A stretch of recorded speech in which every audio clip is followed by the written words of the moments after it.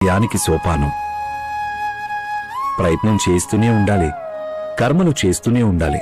శ్రీకృష్ణ భగవానుడు కూడా చెప్పాడు, కర్మణ్యేవాధికారస్తే మా ఫలేషు కదాచన మా కర్మఫలహేతుర్భో మాతే సంగౌ స్వకర్మణి.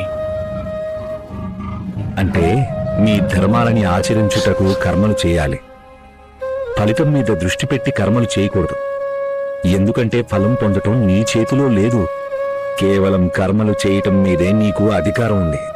అలా అని నీవు కర్మలు చేయటం మానేస్తే అప్పుడు సాఫల్యం ఎలా సిద్ధిస్తుంది తెలుసా బాబు?